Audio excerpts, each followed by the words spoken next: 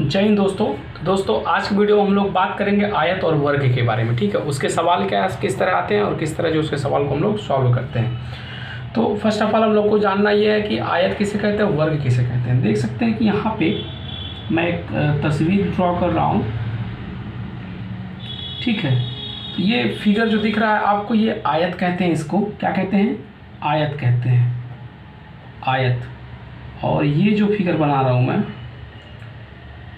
ये इसको वर्ग कहते हैं। क्या कहते हैं? वर्ग। अब बात को ध्यान से फिगर को समझिए, देखिए दोनों में डिफरेंस कुछ दिख रहा है।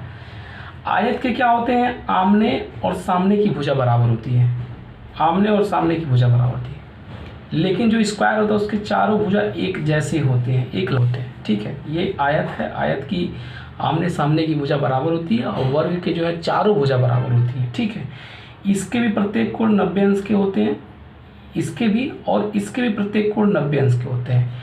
इसके अंतः कोणों का यानी यांत्रिक कोणों का योगफल 360 होता है, इसके भी यांत्रिक कोणों का योगफल 360 होता है। दोनों के यांत्रिक कोणों का योगफल 360 होता है। बात समझ में आ गई?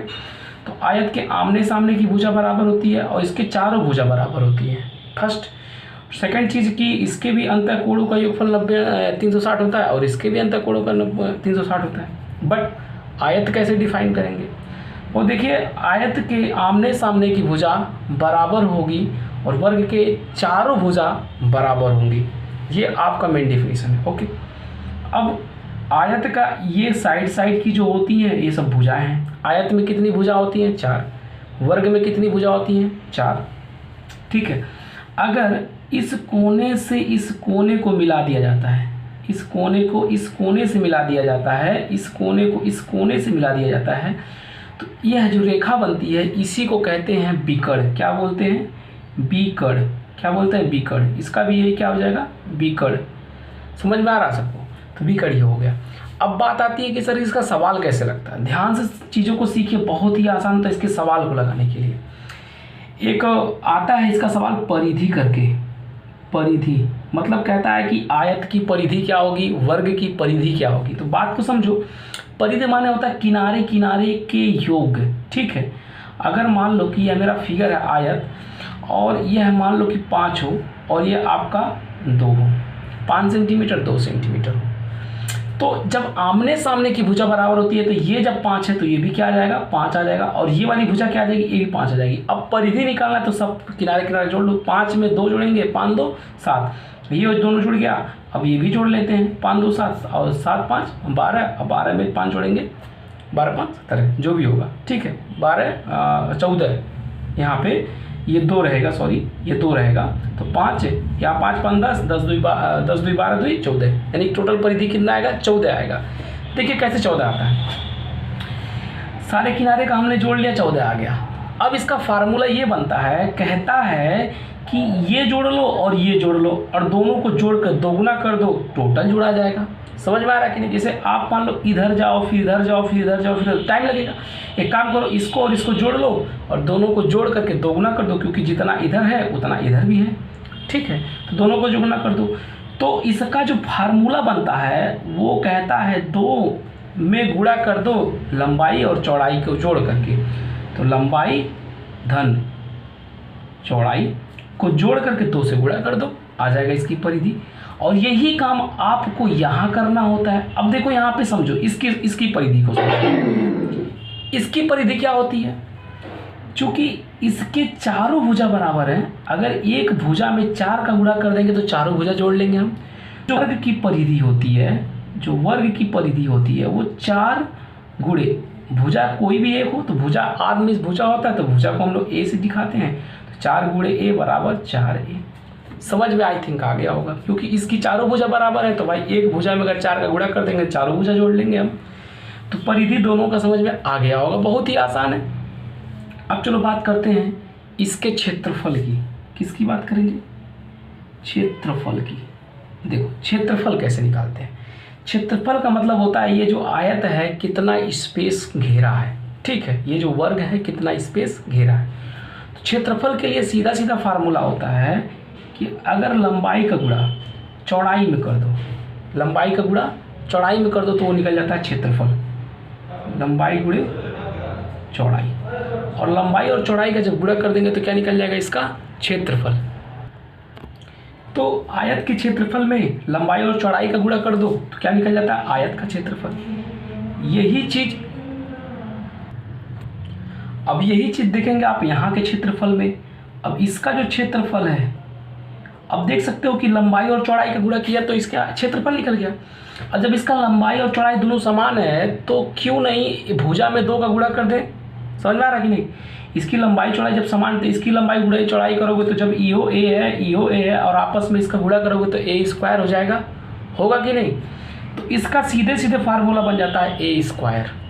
आपको बात शायद समझ में आ गया होगा।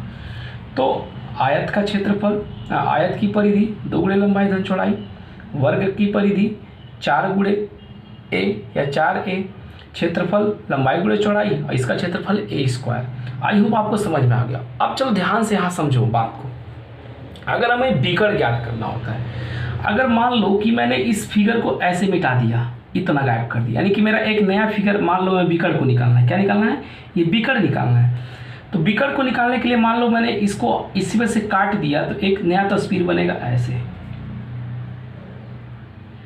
बनेगा कि नहीं। और इधर मेरा ये था ही मेरा जो भी है, ये था मेरा, ये थोड़ा आगे बन गया, ये तो मेरा था ही। अब ये चीज मुझे निकालना है तो इसको निकालने के लिए देखो क्या करते हैं। आपने यहाँ पे देख सकते हैं, यहाँ पे समकोण त्रिभुज बन रहा है। क्या बन रहा है, समकोण त्रिभुज। और ये समकोण त्रिभुज का क्या है, कर्ण है। क्या है, कर्ण है। और ये क्या है, इसका लंब है। और ये क्या है, आधार है। और जब लंब और आधार पता होता है तो समकोण त्रिभुज के कर्ण को निकालने के लिए आप लोगों ने पढ़ा होगा पाइथागोरस प्रमेय। और अगर नहीं पढ़ा होगा तो चलो मैं समझा देता हूँ कि पाइथागोरस प्रमेय होता क्या है। बात को ध्यान से समझो, पाइथागोरस प्रमेय क्या होता है। किसी भी समकोण त्रिभुज को पाइथागोरस प्रमेय क्या होता है, समकोण त्रिभुज के जो 90 अंश का कोण बनता है, इसके सामने की जो भुजा होती है इसको कर्ण कहते हैं। आप दिमाग में समझिएगा, कर्ण कहते हैं। यानी कि आप ये भी कह सकते हैं सबसे बड़ी भुजा क्या होती है, कर्ण होती है।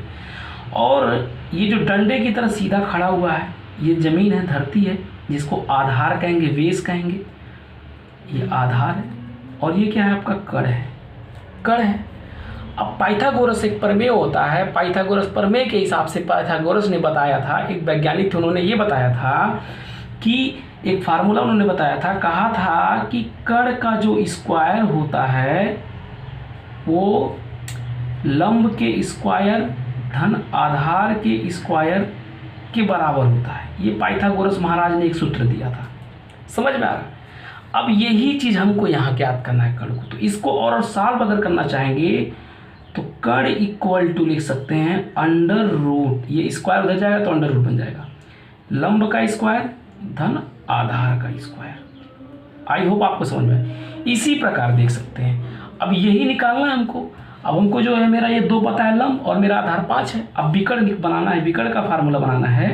तो विकर्ण का फार्मूला जो होगा आपको यहाँ देख सकते हैं। तो विकर्ण इक्वल टू हो जाएगा अंडर रूट लंब का स्क्वायर धन आधार का स्क्वायर। हो गया विकर्ण का अंडर रूट। अब ये आपका किस चीज़ का विकर्ण है, ये आपका विकर्ण है आयत की। किसकी, आयत की।